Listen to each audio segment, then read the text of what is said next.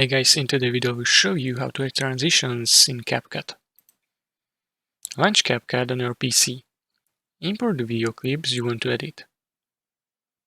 Locate Transitions tab in CapCut.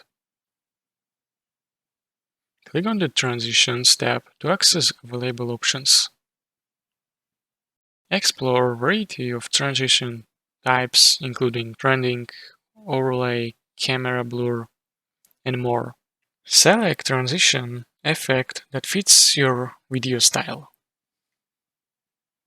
Drag and drop the chosen transition effect between two clips on the timeline.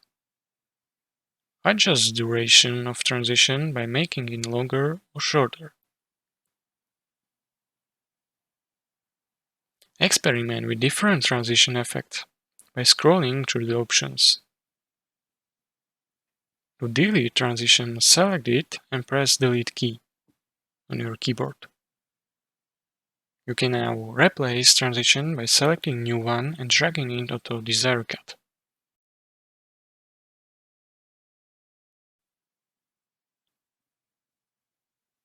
And that's it. If you found this tutorial helpful, please consider subscribing and liking video.